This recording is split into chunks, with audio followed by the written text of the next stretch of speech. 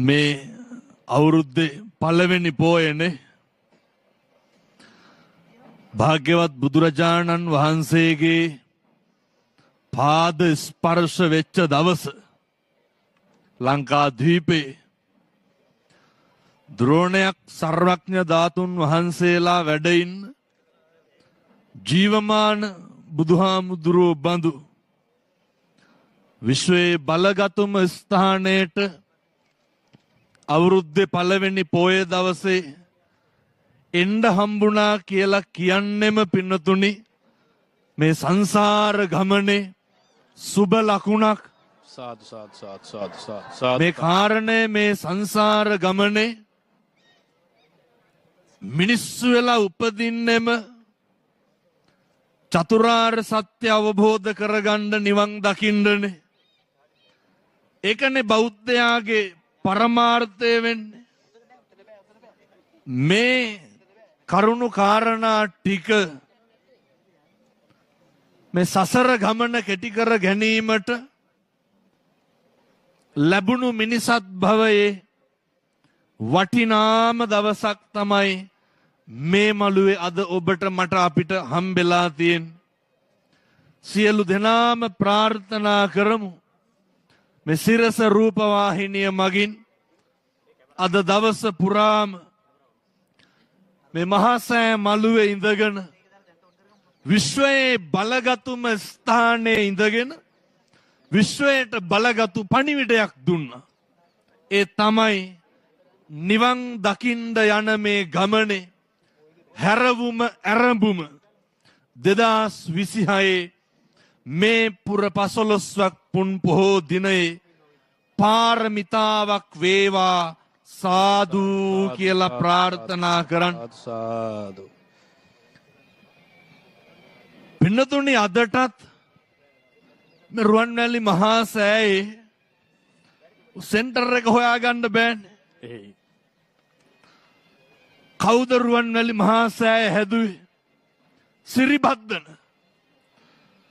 දුටුගැමුණු රජ්ජුරුවෝ ඒ එලාර ද්‍රවිඩ රජ්ජුරුවන්ගේ තිබ්බ ආක්‍රමණය පාලනය නැති කරලා මුළු රටම එක්සේසත් කරලා මේ මහා සෑය තැනවෙන ඉදිවෙන තැන හොයාගෙන මේ විශිෂ්ට සම්බුද්ධ ශාසනයේ විහාර කර්මාන්තය සිද්ධ කරන්න දිව්‍ය ලෝකෙන් දෙවිවරු බ්‍රහ්ම ලෝකෙන් මහ බමුන් ඇවිල්ලා ආශිර්වාද කරලා ප්‍රාර්ථනා කරලා මුල්ගල් තියලා පිරිත් කියලා කෝටි ගණන් මහරහතන් වහන්සේලා අධිෂ්ඨාන බලයෙන් පාදම ශක්තිමත් කරපු මේ භූමිය අවුරුදු දහස් ගානක් තිස්සේ බුදුගුණ කියන්න ඇති. අවුරුදු දහස් ගානක් තිස්සේ මේ බිමේ භාවනා කරන්න ඇති. ඒ නිසා සියලු දෙනාම කල්පනා කරන්න මොකක්ද දුටුගැමුණු රජ්ජුරුවන්ට තිබ්බ හදිස්සිය. ඒක තමයි තිබ්බ හදිස්සිය. මේ සංසාරේ පෙරුම් පුරාගෙන එනව සමහර උදවිය සම්බුද්ධ ශාසනය රැකගන්න. දුටුගැමුණු රජ්ජුරුවෝ යුද්ධ කරනකොට තිබ්බ තේමා පාඨය මොකක්ද? මාගේ මේ ව්‍යායාමය හුදෙක් රජ සැප පිණිස නොවේ සම්බුද්ධ ශාසනයේ චිරස්ථතිය වෙනුවෙන් පමණයි. දුටුගැමුණු රජ්ජුරුවන්ගේ යුද්ධයේ තේමා පාඨය. කලබලේ තිබ්බේ මොකේටද?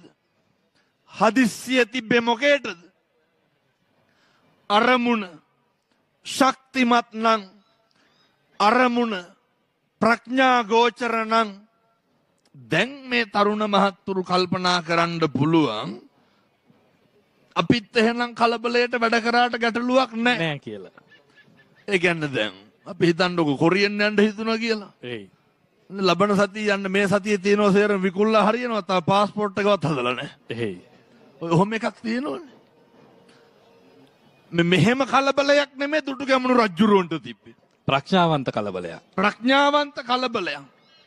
කොච්චරද කියනවනම් කාලෙන් කාලෙට මේ රටේ පහළ වෙනවා. අද නෙමෙයි එදා ඉඳන් එහෙමයි. ශ්‍රී ලංකා දීපයට අභග්යක් වෙන්න දෙන්නේ නැහැ. සම්බුද්ධ ශාසනය විනාශ වෙන්න දෙන්නේ නැහැ. පින්නතුනි සංසාරේ පෙරම් පුරාගෙන යන උත්තමයෝ ටිකක් ඉන්නවා. කාලෙන් කාලෙට මේ මාතෘ භූමිය තුල පහළ වෙනවා. එදා සද්ධා තිස්ස කුමාරයයි දුටු ගැමුණු කුමාරයයි ගැමුණු කුමාරයා තිස්ස කුමාරයා ඉල්ල තාත්තගෙන් අහනවනේ කාවන්තිස්ස රජ්ජුරුවන්ගෙන්. රජ්ජුරුවෝ ඉතින් ඒ වෙනකොට සේරම හරික් ගස්සලානේ තිබ්බේ. යුද්ධයට ඕන කරන කටයුතු සියල්ල හරික් ගස්සලා තිබ්බේ. අර පරිණත භාවය කියන එක දරුවෝ කල්පනා කරන්න ඕනේ අම්මගේ තාත්තගේ සමහරක් දේවල් වලට අර නිසි කාලේ එනකන් හැම දෙයකටම කාලය අවශ්‍යයි. අරමුණ කොච්චර ලස්සන වුණත් අරමුණ කොච්චර පිරිසිදු වුණත් සෑම දෙයකටම මේ අම්මලා තාත්තලා මතක තියා ගන්න ඕනේ. තුරුණු සිත වුණාට කමක් නැහැ. වයසක අම්මලාට තාත්තලාට මේක වැදගත්. කාලය හරියට අවශ්‍යයි.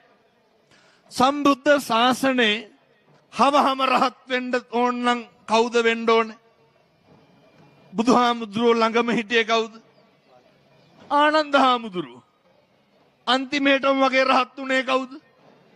ආනන්ද හාමුදුරුවෝ. භාග්‍යවතුන් වහන්සේ පිරිනිවන් පාලත් පළවෙනි ධර්ම සංගායනාව 3 මාසයක් ඇවෑමෙන් තියෙන්න කලින් දවසේ තමයි ආනන්ද හාමුදුරුවෝ මහ රහත් භාවය ලබා ගත්තේ. අර කුලප්පුව තිබ්බට පුළුවන් දැන් මේකම කරන්න. මේ තරුණයන්ට තියෙන ගැටලුවක් තමයි අර එකපාරම හිතනවා එකපාරම කරන්න ඕන. හැබැයි දවසක් දෙකක් ගියපුවාම ඒක ආයෙ ඕනේ නැති වෙලත් යනවා. ඔය බොහෝ අම්මලා තාත්තලා කියනවනේ. අර එකපාරම හිතනවා රස්සාවකට යන්න. මේ ගිඩි ගාලා ග්‍රාම සේවක සහතික පොලිස් සහතික අනම්මනම් සේරම හදා ගන්නවා. තියෙන වීගෝනියක් දෙකක් විකුණනවා. බස් එකට සල්ලි හොයා ගන්නවා. මාසයක් කන්න බෝඩිමට ගිහිල්ලා සල්ලි දෙනවා. මාස දෙකක් ඉන්නේ නැහනේ. ආපහු වෙනවා. අර අරමුණ ප්‍රඥා ගෝචර නැහැ. ඒ අරමුණේ දීර්ඝ කාලීන සිතියමක් නැහැ. මේක අපේ අම්මලා තාත්තලාට ඔය ණය ගන්න මම මේක ඉතින් කියන්න හොඳේ. ණය ගන්න ගියපුවාම ඒ තියෙන කුලප්පුව ගෙවන්න නැහැ. ඒ තියෙන හදිස්සිය අපූර්වට කියනවා. දැන් ඔය සමහර වෙනවනේ ඔන්නේ පන්සලේ හාමුදුරුවෝ ගෙනුත් ඔය එක එක වස්සම් කරගන්න තියෙනවනේ. පදිංචිය සහතික කරන්න නම්මන කියනවා මේ ලක්ෂ 30යි ගන්න අපෝක ගෙයි හැකිලු. මේ අර කාලය කියන එක සෑම දෙයකටම අවශ්‍යයි. ඒ ගැමුණු කුමාරයාගේ තාත්තා කාවන්තිස්ස රජ්ජුරුවෝ සේරම ලකලෑස්ති කරලා තිබ්බේ. අපේ තරුණ මහත්තුරුත් හිතන්න ඕනේ අම්මලා තාත්තලා නෝනයි දෙම කොල්ලොන්ට තේරෙන්නේ නැහැ.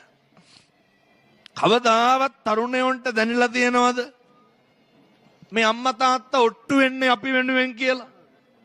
ඕක ගැමුණු කුමාරයාට හිතෙන්නත් නැතුව ඇති. මේ තාත්තා මේ සේනා සංවිධානය කරලා දසමහා යෝධයෝ හරික් ගස්සලා මේ තාත්තා වයසයි මේ තාත්තා යුද්ධ කරන්නේ මටම තමයි මේ තියලා තියෙන්නේ. මේක කොල්ලොන්ට තේරෙන්නේ නැහැ. මේ හම්බ කරන්නේ මේ මහන්සි වෙන්නේ මේ ගේ තියෙන්නේ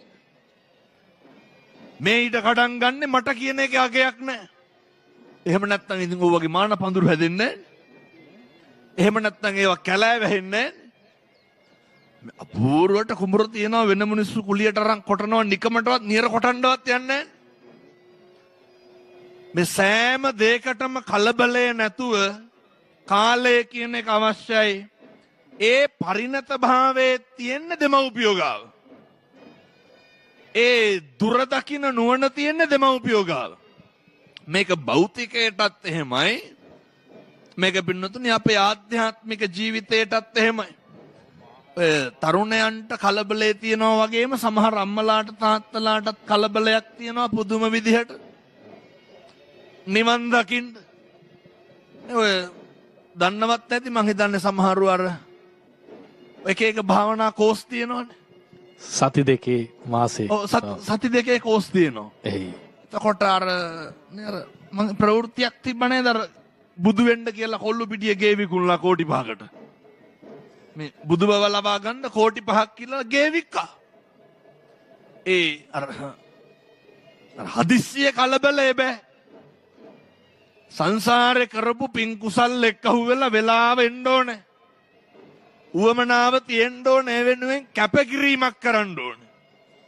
ඒ නිසා කල්පනා කරගන්න තිබෙන අරමුණක් වෙනුවෙන් හරි ප්‍රඥාවෙන් කටයුතු කරන්න. තියෙන යහපත් අරමුණක් වෙනුවෙන් හිතේ ඇඳුණු නිවැරදි සැලැස්මකට කටයුතු කරන්න. හෙට මොකක් හරි කරනවා නම් වෙන්නේ මොකක්ද කියන එක දැනගෙන කටයුතු කරන්න. ජීවිතේ වෙනතුනේ අර හැම එකකම ආස්වාදේ විඳින්න ඕනේ නේ. ආදීනව දැනගන්න එපා ඊට කලින්. පුරුදු වෙන්න. ජනවාරි මාසේ පළවෙනි පෝය අවුරුද්ද පටන් අරගෙන දවස් 2කමාරක් විතරනේ තව. අදිෂ්ඨාන කරමු, ප්‍රාර්ථනා කරමු.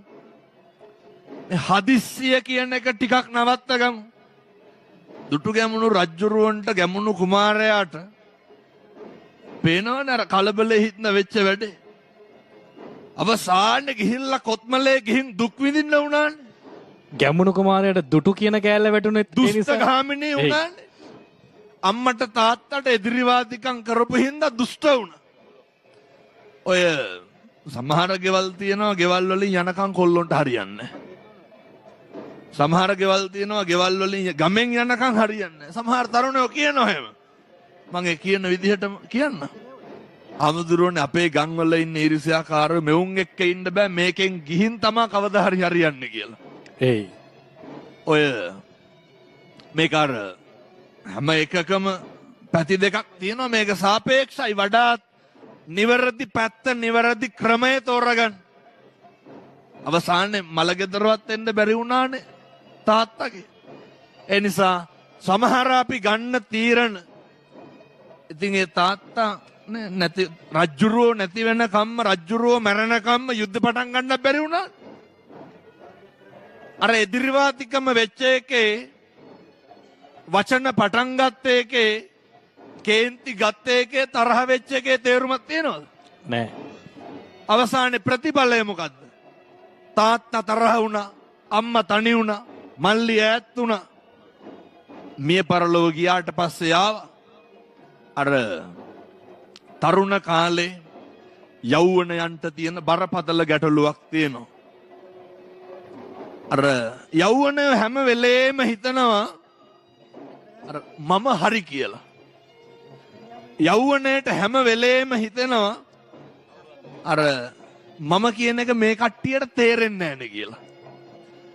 යෞවනයට හැම වෙලේම හිතෙනවා අම්මයි තාත්තයි වැරදි කියලා. යෞවනයට හැම වෙලේම හිතෙනවා ඔය ගෙවල් වල බලන්නකො එහෙම හිතන්නේ නැද්ද කියලා. අපි කරන මොක්කට හරි අපේ කවුද අම්මලා තාත්තලා පවුලේ උදවිය විරුද්ධ වෙනවා නම් අපි හිතනවා මේක දැන් වරදුනත් ඉස්සරහට හරියනවා ඒකයි මම මේ වැඩ කරන්න කියලා. අර කියනව නේද කෑ ගහන්න නැතුව පොඩ්ඩක් ඉන්නකො කරලා පෙන්නන්නම් කියලා. අම්මලාට ඕවා තේරෙන්නේ නැහැ කියන එක කියලා. අම්මලාට ඕවා තේරෙන්නේ නැහැ කියලා කියන. අම්මලාට ඕවා තේරෙන්නේ නැහැ. ඔය ගොඩක් ඔය ප්‍රේම සම්බන්ධතා නඩත්තු කරනකොටත් ඕක වෙනවනේ. අර මේක තමයි හරි. නේ එතකොට අර ඕක ඉතින් අර ඉන්දිගහට පයින් වයස කියනවනේ මේ දඩබ්බර භද්‍ර යෞවනයේ තුල අර ඔය ගිනි කන වැටෙනවනේ තරුණ කාලේ. එහේ. එකයිනේ පේන්නේ. මේ ප්‍රේමය ගැන කියනව නෙමෙයි. තරුණ කාලයේ තුල අර තමන් දකින්න දේ විතරයි පේන්නේ. ඒ හින්දා මම යෝජනා කරන අවුරුද්දේ ඉස්සරළම අපේ තරුණ මහත්තුරුන්ට දුවලට පුතාලට ඔය ගිනි කන වැටිලා නම් ඉන්නේ චුට්ටක් දෙපැත්තත් බලන්න. එතකොට ඒක විතරක් නෙමෙයි තව ඒවා පේනවා. එතකොට පේනවා හරි මොකක්ද වැරදි මොකක්ද. එතකොට අනිත් මිනිස්සුන්ගේ අවවාද අනුශාසනා ඇහෙනවා. ඔය කාලේ හරි පෙන්නන්න බැරි දෙයක් නේ දෙන්නෙක් නේ අම්මලා තාත්තලා පවුලේ කට්ටිය එහෙම. මං අපූර්වට දැකලා තියෙනවා විශ්වවිද්‍යාලෙ එහෙම ඉන්නකොට අපිත් එක්ක කතා කර කර ඉද්දි කෝල් එක එනවා. නේද කොහේ හරි ඔය ගියපුවාම මොකට හරි අපූර්වට කියනවා මං අද අම්මට කිව්වේ නෑලු මෙහෙනවා කියලා. මං වෙයි. ඔය ගොඩක් ළමයි එහෙමයි. ඇත්ත කියනවද? කවදාවත් කියන්නේ නැහැ. අපුයි කියලා හපනකොට කියනවා නෑ අම්මට කිව්වනම් එහෙම බේරුමක් නෑලු. මොකද්ද? හැම වෙලේම කෝල් ගන්නවලු. මේ කාලය තුල ගිනි කන වැටිලා ඉඳි ගහේ වැටිලා ඇනිලා ඉන්නකොට වෙන මොකුත්ම පේන්නේ නැහැ. අපි ප්‍රාර්ථනා කරමු අපිට අර සාරංච සාරතෝ ඤත්වා අසාරංච අසාරේ මේ සරුදේ සරු විදිහට දකින්න නිසරුදේ නිසරු විදිහට දකින්න අපේ තරුණ ප්‍රජාවට තරුණ මහත්තුරුන්ට මේ මළුවට එක්කහු වෙලා ඉන්න සද්ධර්ම ශ්‍රවණලාභී පින්නතුන්ට මේ මහා රදුන්ගේ ආනුභාවය මේ පුරපසළොස්වක් පුන් පොහෝ දිනේදී මේ මළුව තුලින් අද දිනම ලැබේවා සාදු කියලා ප්‍රාර්ථනා කරන්න. අවසරයි හාමුදුරනේ දැන් අපි මේ ස්වර්ණමාලි චෛත්‍යරාජාණන් වහන්සේ අභියසීදල මේ සාකච්ඡාව මේ විදිහට කරගෙන යනවා. මේ මළුව පුරා සැදැහැතුන් විශාල පිරිසක් එක්කාසු වෙලා ඉන්න ඔබ වහන්සේගේ මේ දේශනාවත් සමගින්. ඒ වගේම තමයි සිරස ටීවී හරහා බලන සහ සිරස ටීවී Facebook පිටුව හරහා අපිව නරඹන පිරිසකුත් ඉන්නවා. මෙවරත් මේ පොහොය දිනේදීත් අපි අපේ Facebook පිටුව විවෘත කරලා තියෙන්නේ ඔබ වෙනුවෙන් ඔබේ ප්‍රශ්න ගැටලු ගෞරවනීය ස්වාමීන් වහන්සේට ඉදිරිපත් කරන්න. ඉතින් විශාල පිරිසක් එකතු වෙලා ඉන්නවා. අපි ඔබට ආරාධනා කරනවා යම්කිසි ප්‍රශ්නයක් තියෙනවා නම් කමෙන්ට් හරහා ඒවා යොමු කරන්න. ඒ වගේම තමයි නවීක්ෂා අපේ පසකින් රජරට විශ්වවිද්‍යාලයේ සිසුන් පිරිසකුත් අපේ හාමුදුරනේ එකතු වෙලා ඉන්නවා. ඔබ වහන්සේ අර විශ්වවිද්‍යාල ගැන කතා කරනකොට මට ඔවුන් පිරිසත් මතක් වුණා. ඔවුන් සතුවත් විශාල ප්‍රශ්න ප්‍රමාණයක් තියෙනවා. නවීක්ෂා අපි මේ පැත්තට ගිහිල්ලා આવොත් හොඳයි.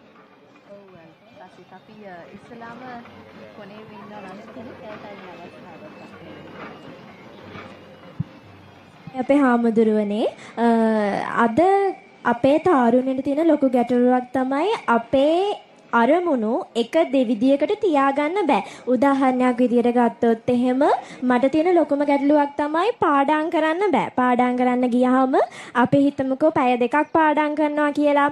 පාඩම් කරනවා කියන එක අරමුණකට මගේ හිත යොමු කරගන්න බෑ. ඒ අරමුණෙන් වෙනත් දේවල් වලට හිත යනවා. එතකොට අර පාඩම් කරනවා කියන අරමුණෙනුත් පිට යනවා. අර පාඩම් කරපු පොඩි දේ හරි අපේ මතකට එන්නේ නැහැ. අපි ඒකට මොකද්ද කරන්න ඕනේ හාමුදුරනේ? හොඳ ප්‍රශ්නයක් ඒක. ඉගෙන ගන්න විශ්වවිද්‍යාල විතරක් නෙමෙයි මං හිතන්නේ. ඔය කියනව නේද අපි නිකන් කතා කරනකොට අර පොත් ගත්තාම නිින්ද යනවන්නේ. එහෙයි. කවදාවත් ෆෝන් එක ගත්තාම නිින්ද යනවද? ඒ මේක මං හිතන්නේ බොහෝ දෙනෙකුට පොදු අලුයම වෙනකන් ඇහැරගෙන ඉන්න පුළුවන්. පත්තරයක් ගන්නකො විනාඩි 5ක් බලන්න පුළුවන්. නිින්ද යනවා.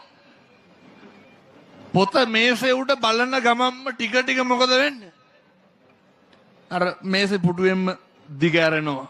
නේ ටිකක් ඈත් වෙනවා. ආය කොට තුනක් තියලා ඇඳ වියනට හැන්ස් වෙනවා. අන්ති වැඩනවා. අපි ෆෝන් එක ගත්තාම කොච්චර අරමුණ හොඳද කියනවනම් ඕෆ් වුණාම charge එකටත් ගහලා බුදියන්නේ.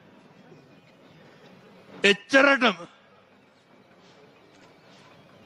දැන් මේ භාග්‍යවතුන් වහන්සේ පැහැදිලි කරනවනේ හිතේ පිහිටීම හිතේ අරමුණු ගැනීම ක්‍රියාවට හරි වැදගත් කියලා.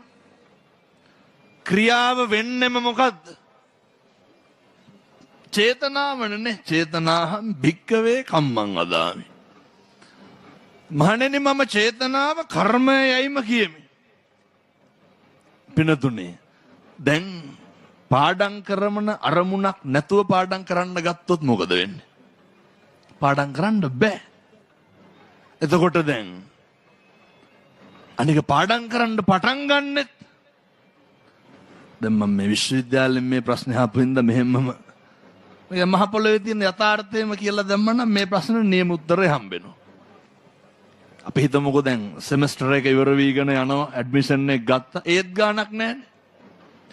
දවස් 3ක් විතර තියෙනවා නම් මොකද කරන්නේ?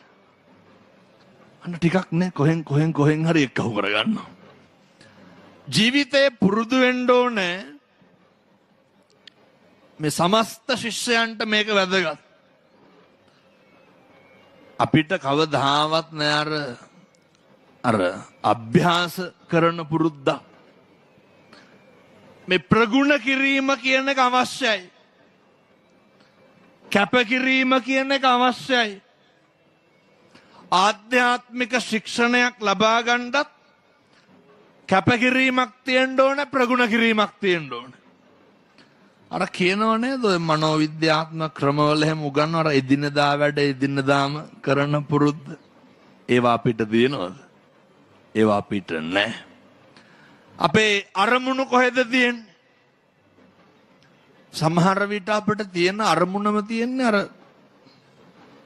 පාඩම් කරලා තේරුම් ගන්නවත් නෙමෙයි අර විභාගෙ ලියා ගන්න අරමුණ විතරයි තියෙන්නේ. විභාගෙ ලියන අරමුණෙන් පාඩම් කරුවොත් මොකද වෙන්නේ? වැඩේ දෙල්ලෙනවා. බුදුදහමේ උගන්වනවා ග්‍රන්ථ දූර විදර්ශනා දූර කියලා. වටින්නේ මොකද්ද? විදර්ශනා දූරේ. විදර්ශනා දූරේ තුල තමයි අවබෝධය තියෙන්නේ. අපි පාඩම් කරන්නේ අවබෝධයටද එක්සෑම් එකටද? දැන් නම් එක්සෑම් එකට අපි හාමුදුරුවෝ. එතකොට එක්සෑම් එකට පාඩම් කරොත් වැඩේ අවුල් යනවා. අවබෝධයට පාඩම් කරොත් එහෙම මතක තියාගන්න. හරි සරලයි. භාග්‍යවතුන් වහන්සේ ග්‍රන්ථ ධූරීන් වහන්සේලාට පුළුවන් හරි අපූර්වටනේ ව්‍යාකරණ ටිකේ ඉඳන් ගලපලා පොතපත ලියන්න ඒව හරි ලස්සනට අඩු කරන්න පුළුවන්. ඒ නිවැරදි සාක්ෂරතාවයේ නිවැරදි විඥාණයෙන් ඒ ශාස්ත්‍රීය කටයුත්ත කරන්න පුළුවන්. හැබැයි ඔය අතර ඉන්නවා පින්නතුනේ අර නේ ග්‍රන්ථ දූර මට්ටමේ. අර කටපාඩම් කරලා සමහරු ගිහින් අර තියරියම ලියන හැම්පෙඩෙන් ලියන කට්ටිය ඉන්නවා. ගිරව් වගේ. නමුත් වටින්නේ සහ අගය කරන්න ඕන විදර්ශනා ධූරය. අවබෝධයේ පිණිස කටයුතු කරන්න.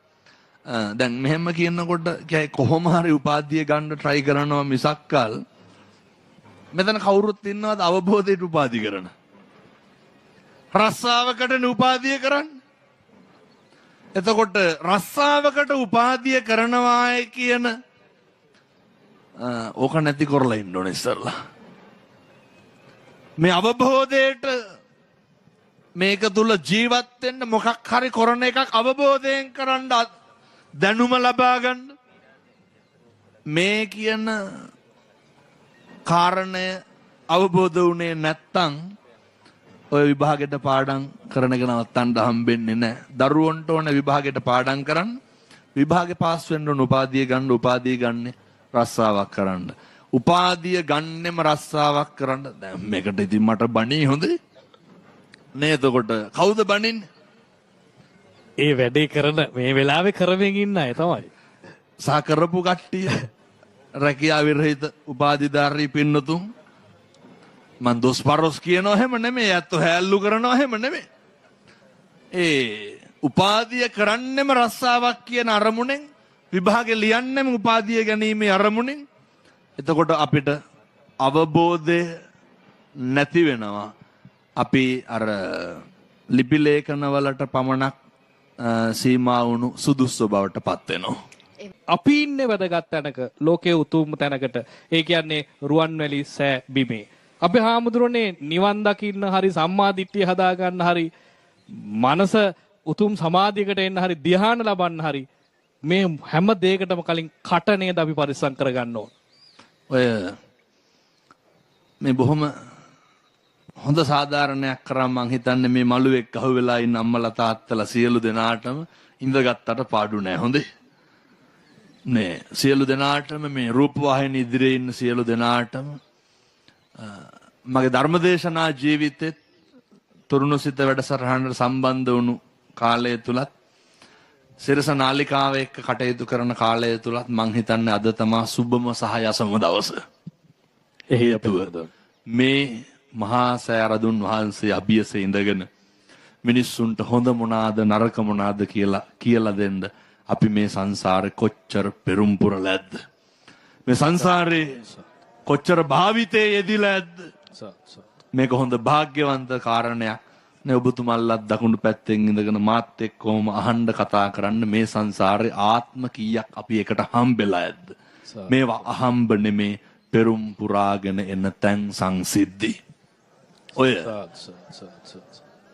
සමාජ මාධ්‍ය භාවිතය තුල නේ ඔබතුමා ඒක නැහුවේ මේ කොහොමද අර කොටනවා නෙමෙයි ටයිප් කරනවා කියන නරක වචන කියන නරක වචන. එතකොට බුදුවරු ගන්නනවා නේ වාචාය සංවරෝ සාදු. මිනිස්සුන්ට වචනේ සංවරකම තියෙන්න ඕනේ. මොකවත් ඕනේ අද අදිෂ්ඨාන කරන්න මේ මහා සෑ මළුවේ ඉඳගෙන කට පරිස්සම් කරගන්න. මොකවත් ඕනේ වෙන. කට පරිස්සම් කරගන්න. කට පරිස්සම් වෙනකොට ඇති වෙන ගැටලු හරි අඩුයි. අපි දැන් අර ඔබතුමා කිව්වේ කියනවා නෙමෙයි කියවෙනවා කියලා. ඇයි ඒ කියවෙන්නේ? දෙන්නේ ළඟ තියෙනෙව්වනේ. එහේ. අපි ගාව ළඟ නැති දෙයක් දෙන්න පුළුවන්ද? ඇයි ඔව තියාගෙන ඉන්නේ? හොඳ ගතිගුණ තියෙන මිනිස්සු හොඳ ගතිගුණ දෙනවා. කැතකම තියෙන මිනිස්සු කැතකම දෙනවා. සත්පුරුෂකම තියෙන මිනිස්සු සත්පුරුෂකම දෙනවා. අසත්පුරුෂකම තියෙන මිනිස්සු අසත්පුරුෂකම දෙනවා. මතක තියාගන්න මිනිස්සු දෙන්නේ මිනිස්සු ගාව තියෙනවා. හිත්වල කුණුහරුපකම තියෙන මිනිස්සු කුණුහරුප කියනවා. හිත්වල පරුස වචන පැලවෙලා තියෙන මිනිස්සු මොකද කරන්නේ? පරුස වචන කියනවා. දැන් අපිට ඕනේ ඔය ගැටලුවකුත් තියෙනව නෙමේ. මට නම් වෙලාවකට හිතෙනවා මේ Facebook එකමනේ වැඩිපුර උනේ සමාජ මාධ්‍ය කියනකොට ඉතින් තවත් ඇති.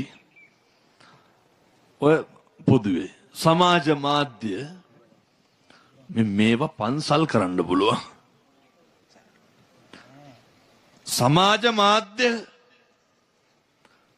අපිට පුළුවන් මිනිස්සුන්ගේ හිත් නිමන තැන් කරන්න. මුළු ලංකාවෙම ලෝකෙම ඉන්න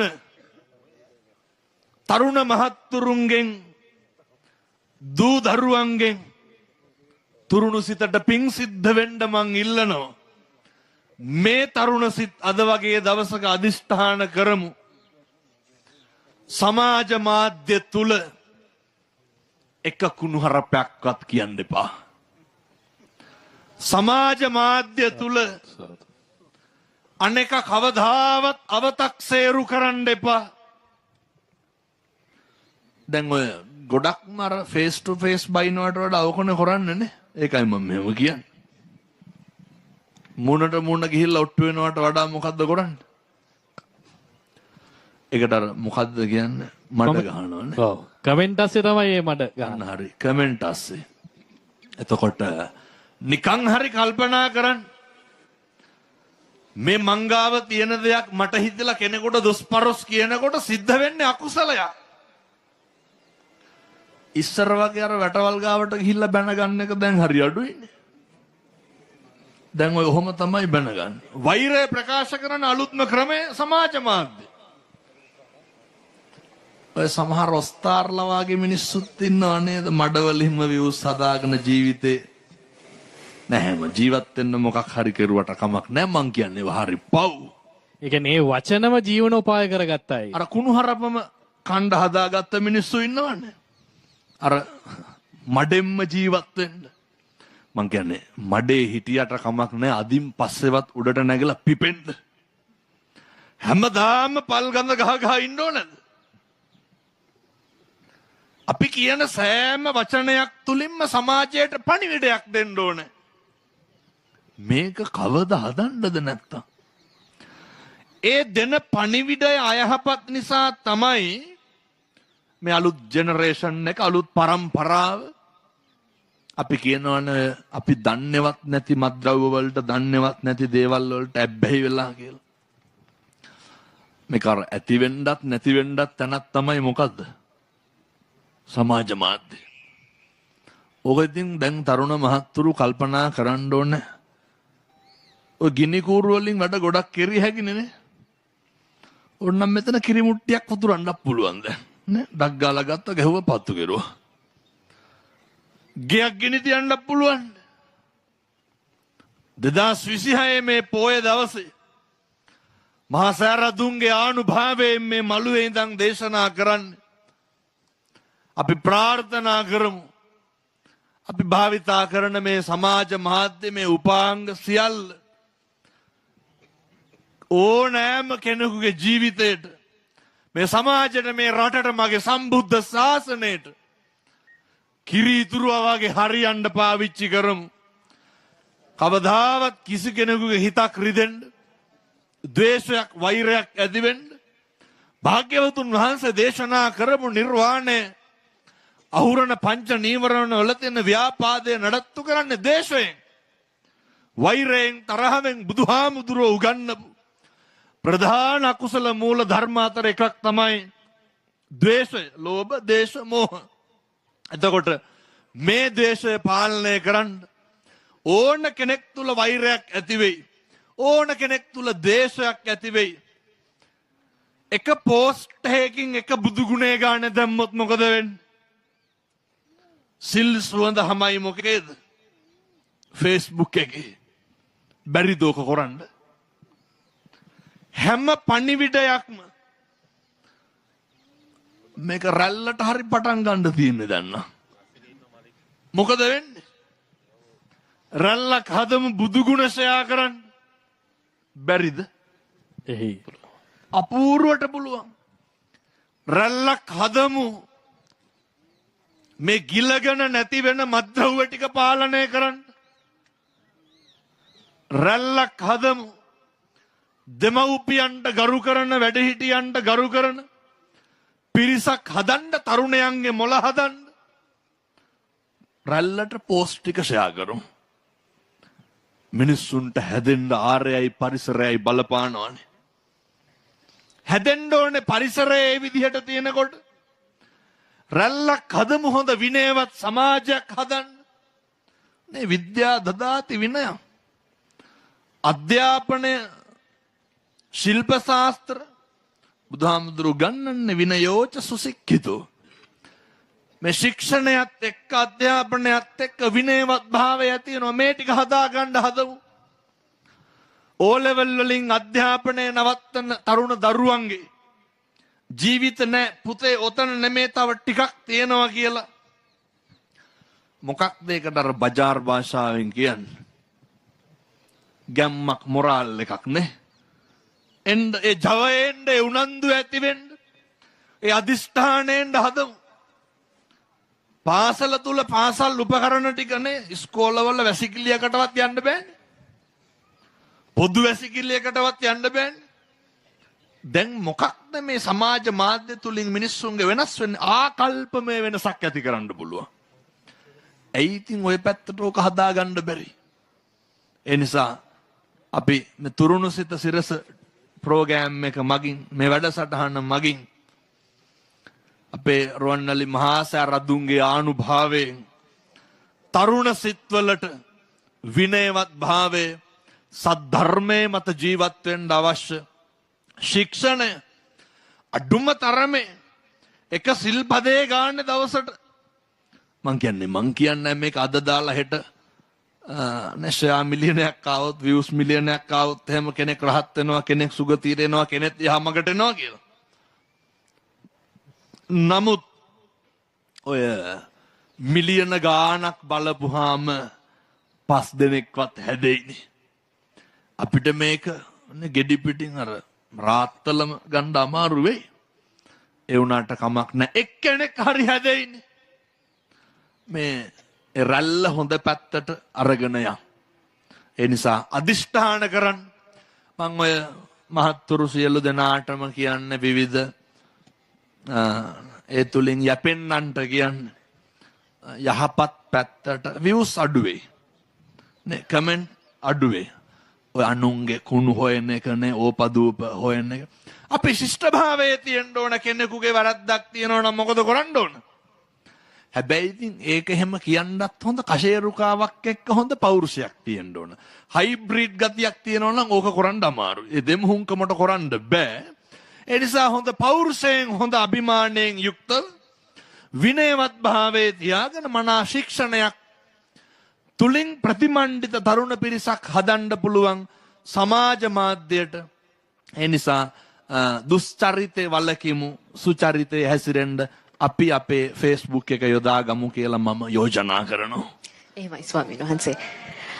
අපිට තවත් ප්‍රශ්න තියෙනවා යොමු කරන්නට. ඔබේ අදහස් අපිට යොමු කරන්නට තවමත් ඔබට අවස්ථාව තියෙනවා අපගේ Facebook ගිණුම සහ YouTube channel එක ඔස්සේ. අපි මත විරාමයකට යන්නටයි මේ සූදානම රැඳී සිටින මේ තුරුණු සිත. නැවතත් එක්වන්නේ තුරුණු සිත වැඩසටහන සමගින් ස්වාමීන් වහන්සේ ඔබ කලින් කතා කරා හොඳ රැල්ලක් හදමු කියලා. කෙනෙක් අපිට Facebook පිටුව ඔස්සේ ප්‍රශ්නයක් යොමු කරලා තිනවා. දැන් ඔබ වහන්සේගේ බණ රැල්ලක් වෙලා තියෙනවා සමාජ මාධ්‍ය ඔස්සේ. තාරුණ්‍ය ගොඩාක් ආදරෙන් වැළඳගෙන තියෙනවා. ඒත් එක්කම ඔබට නින්දා අපහාස කරන රැල්ලකුත් අපි දකිනවා සමාජ මාධ්‍ය තුල. මේක කොහොමද අපි බාරගන්නේ පොසිටිව් විදිහට? ඒ කියන්නේ ඔබ වහන්සේ රැල්ලක් ආරම්භ කරා ඔබ වහන්සේ කිව්ව විදිහට දැන් ධර්මයේ පැත්තට ගොඩක් තරුණයෝ ඒ පිළිබඳව අධ්‍යයනය කරනවා සහ එනවා. ඒ නිසා ඔබ වහන්සේට අර කිව්ව මඩ ප්‍රහාරය Facebook එකේ ඩිජිටල් මාධ්‍යයේ හම්බ වෙනවා. මේක ඔබ වහන්සේ දරාගෙන කොහොමද මේ ධර්ම දේශනාව කරගෙන ලෝකේ පුරාම ඔබ වහන්සේ වඩිනවා අපි දකිනවා. ඒක දරාගෙන කොහොමද ඔබ වහන්සේ මේ ගමන යන්නේ කියන එක අපේ කමෙන්ට් එකකින් අපේ අහනවා Facebook එකකින්. හොඳයි හොඳයි. ඔය හරි වැදගත් දැන් ඔය මම අර ගෙවල් වලට යෝජනා කරේ එකට එක කියන්න එපා කියලා. බුදුවරු අපිට උගන්වන්නේ කොහොමද? අර නහි වේරේන වේරාණි සම්මන්තිද අහලත් ඇති මම ඕන තරම් අහලා තියෙනවා. සම්මන්තිද කුදාච අවේරේනච සම්මන්ති. ඔය වෛරක්කාරකම නැති කරන්න පුළුවන් එකම ඖෂධය මොකද්ද? මෛත්‍රිය. මෛත්‍රිය. මිනිස්සු නගන අපවාද නෑ අර හැම කෙනෙක්ම කියනවා මමත් රැල්ලටනේ ආවේ කියලා. එතකොට තව කියනවා බණ අහන්නේ අම්මලාට තාත්තලාට දොස් කියන ඔය යන්නේ රැල්ලට බලන්න. රැල්ලට කියලා.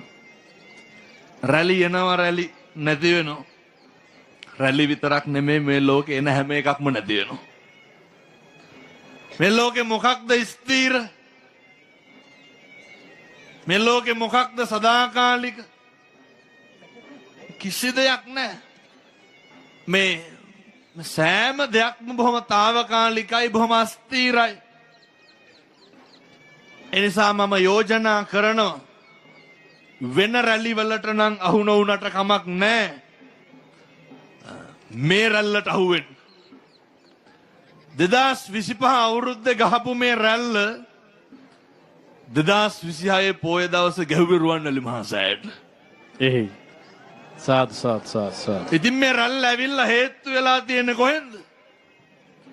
විශ්වයේ බලගතුම ස්ථානය ද්‍රෝණයක් සර්වඥ ධාතුන් වහන්සේලා වැඩ ඉන්න භූමිය. පින්නතුනි හෙට ඉර පායනවා නිශ්චිතයි සත්තයි. ඔය මඩ ගහන අනෙක් සියලු දෙනා මේ රැල්ලට අහු වෙනවා. එහෙම නැත්තම් බුදුබණ බොරු වෙන්න එපයි. ඒ සියලු දෙනාටම යථාර්ථය අවබෝධ වෙනවා. දැන් කොහොමද මම මේවා දරාගෙන ඉන්නේ? එහේ. ඔය බොහෝ දෙනෙක් අහනවා දැන් ඔය සමහරු කියනවානේ මම කුඩු විකුණනවා කියලා. තව සමහරු කියනවා මට ඔය සල්ලි පොම්ප වෙනවලු. රුවන්වැලි සෑයටත් පොම්ප වෙන්න ඇති අද මගේ බණ අහන්න එන්න කියලා. එතකොට තිමුණ නීතිඥ මහත්තුරු හැම කියනවා හාමුදුරුවනේ එක යන්ත්‍රවාසියයි යවන්න තියෙන මිලියන 500ක් විතර ගත්ත හැකි ඕනනම් කියලා. බය නැතුව කියනවනේ ඇවිල්ලා. මිනිස්සුන්ට හැප්පෙන්න පුළුවන් පහසුම જાතියක් තමයි හාමුදුරුවෝ කියලා කියන්නේ. හේතුව මහා සංඝරත්නයේ ශාක්‍ය පුත්‍රයෝනේ. ඒ මහා ඉවසීමේ ගුණය ප්‍රගුණ කරපු මුගලන් මහරහතන් වහන්සේගේ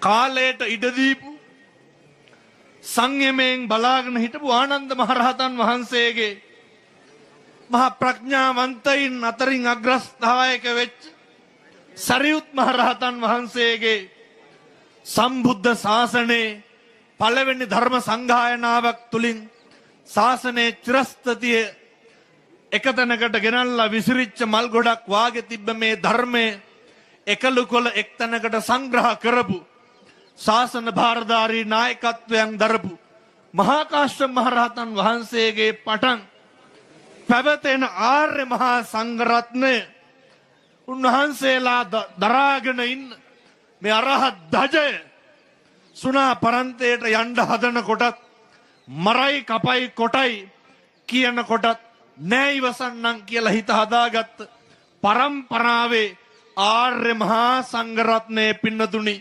කවදාවත් කම්පා වෙන්නේ නෑ, කවදාවත් සැලෙන්නේ නෑ. අකම්පිතව මිනිස්සුන්ට ජීවත් වෙන්න බණ කියන්න තරමට මේ කටහුරු කරගත්තේ අකම්පිතව ඉඳලමයි. ඒ නිසා අදටත් මෙනෙහි කරන දෙයක් තමයි මිනිස්සු දෙන්නේ මිනිස්සු ගාව තියෙනේවා. පුට්ටස්ස ලෝක ධම්මේහි චිත්තං යස්සන කම්පති.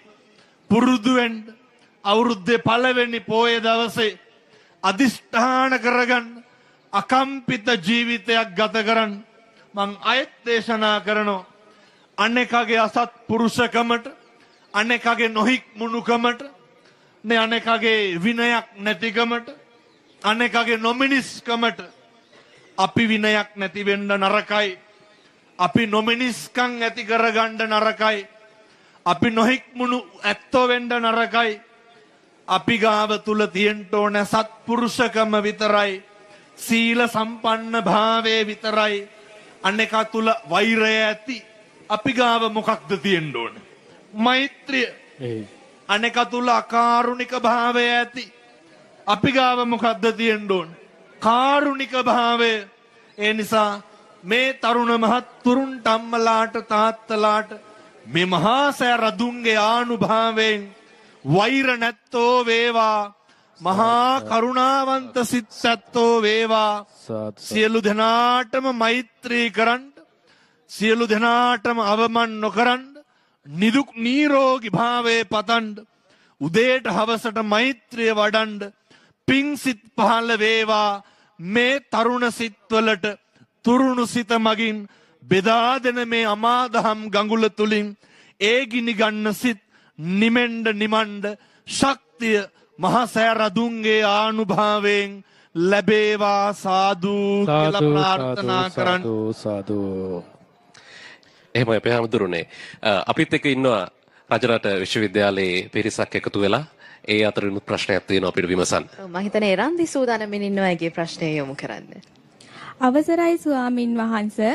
අපේ සමාජයේ අපේ යාළුවෝ අතර තියෙන ප්‍රශ්නයක් තමයි ගොඩක් අය මුහුණ දෙනවා ડિප්‍රෙෂන් රෝග තත්ත්වයට, නැත්නම් විෂාදය. ඒකට එක්ක කාට හෝ දෙයකට හෝ ඇබ්බැහි වීමක් නිසා ඒක වෙනවා. අපිට සමාජයේ අපේ දෙමව්පියෝ ඒකෙන් අපිව යොමු කරන්නේ වෛද්‍යවරයෙක් ගාවට. වෛද්‍යවරයෙක්ගෙන් ඒ බෙහෙත් අරගෙනත් අපි අන්තිමට වෙන්නේ බෙහෙත් වලටත් ඇඩික්ට් වෙන එක. අන්තිමට ඒ බෙහෙත් නැතුවත් බැරි වෙනවා. අපිට ඒ තත්ත්වයට යන්නේ නැතුව අපිට ප්‍රශ්නයක් වුණාම අපි ප්‍රශ්නේ වැඩි දියුණු වෙවි යන එක නෙවෙන්නේ. ඒක එහෙම නොවි බුදුදහමෙන් අපිට ඒක ප්‍රශ්නේ වැඩි දියුණු එක වළක්වා ගන්න කරන්න පුළුවන් දේවල් මොනවද අපේ හාමුදුරුවෝ? ඔය ડિප්‍රෙෂන් ඔගේ කෙලවර සමහර විට තමන්ගේ ජීවිතේ නැති කරගෙන වෙන්න පුළුවන් අපේ මරණය සීදී නසා ගැනීම. එතකොට දරුවන්ගේ ඒ වගේ ડિප්‍රෙෂන් වල මූලික ලක්ෂණක් තියෙනවනේ. දර කොණ්ඩ යනවා, ඇස්සට කළු වෙනවා, කෙට්ටු වෙනවා, කණ්ඩ බෑ, කල්පනා කරනවා, නිින්ද යන්නේ නැහැ. දැන් බලන්න ඕනේ මොකක්ද මේකට හේතුව? ડિප්‍රෙෂන් වලට ලොකු හේතුවක් තමයි බලාපොරොත්තුව කියන එක. බලාපොරොත්තු වෙලා ඉන්න දේ නැති වෙච්ච ගමන් මොකද වෙන්නේ? මම දැන් මේක තුරුණු සිත හින්දා තරුණ සිත්වල තියෙන ප්‍රශ්නයක් කතා කරන්න. ඔය ලොකු ડિප්‍රෙෂන් තත්ත්වයක් ඇති වෙනවනේ ඔය අර බලාපොරොත්තු වෙන ප්‍රේමය නොලැබුණාම. මේවා තියෙනවන්නේ මේ සමාජය ඕන තරම්. එතකොට බලාපොරොත්තු වෙච්ච ආදරවන්තයා වන්තිය නොලැබුණාම අපි අර ආදරය කියන්නේ මන්දයි කියලා කියනවනේ සමහර. අපි හැම වෙලේම උත්සාහ කරන්නේ අර එකක් මතක තියාගන්න මේ ලෝකේ අපි හිතන විදිහට හැම එකක්ම වෙන්නේ නැහැ. එහෙමනම් මේක ඉතින් මේ ලෝකේ මට ඕන විදිහට හැම එකක්ම වෙනවද? මේ ලෝකේ මම කැමති විදිහට හැම එකක්ම වෙනවද? මේ හැම එකක්ම පරස්පරයි. මේ නොගැලපීම් සමුදායක් තමයි ගලප ගන්න හදන්නේ. මේ තරුණ දරුවන්ට අපේ දුවලට පුතාලට තියෙන මේ ගැටලුව ડિප්‍රෙෂන් තත්ත්වය ඇති වෙන්න පුළුවන් විශ්වවිද්‍යාලේ ඉන්නකොට. සමහර විට ඇති වෙන කෙනෙහිලිකමක් මත, සමහර විට ඇති වෙන ඔය ඕන තරම් අපිට එහෙම දරුවෝ හම්බෙනවා අම්මා තාත්තගෙන් පවා ආදරය අහිමි වෙනවා. එතකොට සමහරක් නේ තාත්තලා කෙලින්ම දරුවගේ මූණට චෝදනා කරනවා. මගේ කියන විදිහට මොන්නම් කිය අර උඹ මගේ නෙමෙයි කියලා සමහර තාත්තලා කාටද කියන්නේ? දරුවට කියනවා. ඇති ඒ දරුවෝ ડિප්‍රෙෂන් හැදිලා බේරෙනවා. එතකොට සමහර අම්මලා කියනවා සමහර විට පොඩි කාලේ නේ කවුරු හරි අර හදාගන්න දීලා අර වැඩිවියටපත් වුනහම කියනවා උඹ අපේ නෙමෙයි කියලා. එහෙම දරුවෝ මට ඕන තරම් හම්බෙලා තියෙනවා. ඒ දරුවෝ අහනවා කොහොමද හාමුදුරුවනේ දරාගන්නේ? සමහර දරුවෝ අහනවා හාමුදුරුවනේ අම්මා කියනවලු ගෙදරින් ඵලයන් කියලා. කොහොමද හිත හදාගන්නේ? තාත්තා කියනවලු උඹට ඉන්න බැරි නම් ඵලයන් කියලා. මේ හැම තැනම දැවෙන පිච්චෙන ප්‍රශ්න තියෙනකොට අපේ මේ දරුවී ඇහුවේ ඒක බෙහෙත් ගත්තත් ඒකට ඇබ්බැහි වෙන එක වෙන්නේ. මිනිස්සුන්ට තියෙන්න ඕනේ. මේ පළවෙනි පොයේ දවසේ 26 පළවෙනි අවුරුද්දේ අද දවසේ අවුරුද්ද පටන් අරන් දවස් 2 ඉවරයි. වැටෙන්න හේතු 1000ක් තියෙන්න පුළුවන්. මනුස්ස ජීවිතයක තියෙන වටිනාකම තේරුම් ගන්න. ඔය අනෙක තුල යැපෙනකන් විතරයි ડિප්‍රෙෂන් තියෙන්නේ. අනෙක මත බලාපොරොත්තු තියාගෙන ඉන්නකන් විතරයි කනගාටුව තියෙන්නේ. වෙනස් වීම කියන එක නම් දරා ගන්න පුරුදු වෙන්නම වෙනවා. මිනිස්සු වෙනස් වෙනවනේ. මට කියන්න කවුද මේ ලෝකේ වෙනස් වෙන්නේ නැත්තේ? කවුද මේ ලෝකේ නැති වෙන්නේ නැත්තේ? ඔය නේ අවුරුදු ගාණක් මේ ප්‍රේම සම්බන්ධතා ගොඩනගාගෙන ඉඳලා ඒකේ ප්‍රතිඵලය විවාහය, විවාහයේ ප්‍රතිඵලය දරුවෝ. ඒ විදිහට ගිහිල්ලත් ඔයනේ අනියන් සම්බන්ධතා පවත්තලා විවාහය දෙදරා යනවනේ. දරුවෝ 4-5 දෙනෙක් එක්ක සමහර අම්මලා තනි වෙනවා. මං කියන්නේ අර ડિප්‍රෙෂන් හැදෙන්න පුළුවන් ගෙදරදීම නෙමෙයි, ළමයින්ටම නෙමෙයි. මම දැකපු හරි විශේෂ කාරණයක් තියෙනවා. මම මේ හෙන්න හිටියේ. දරුවෝ 3-4 දෙනෙක් එක්ක තනි වෙච්ච අම්මා කෙනෙක් අර මතකද ලංකාවේ දැන් නම් සූදු අඩුද මන්ද විවිධ සූදු වර්ග තියෙනවනේ. අර එක එක ගේම් වලට සල්ලි දාලානේ. ඔය ගොඩක් ඔය රැකියා කරන සමහරු ලක්ෂ ගණන් ණය අරගෙන ඒකට දාන හම්බ කරන එක සූදුවට දානවා. සමහර අම්මලා කියනවා හාමුදුරුවනේ දරුවෝ 4 දෙනෙක් එක්ක ඉන්නේ. ඒ අම්මලාට කොහොම ડિප්‍රෙෂන් එන්න ඕනද? වෙන කිසිම දෙයක් ඔළුවට ගන්න ඕනේ නැහැ. අපේ අම්මයි තාත්තයි නැගිටපු විදිහ හිතන්න. මගේ අම්මා මං හදාගත්ත විදිහ හිතන්න.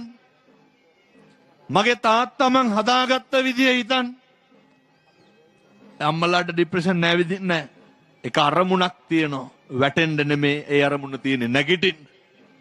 ජීවිතේ වැටෙන්න හේතු 1000ක් තියෙනවා. ආර්ථිකමය ප්‍රශ්න. ස්වාමි පුරුෂයා නැති වුණාම නේ ගැහණියෙකුට තනියම ජීවත් වෙන්න අමාරුයිනේ. අසත්පුරුෂ පිරිමින්ගෙන් කොච්චර නොබිනා යෝජනා එනවද?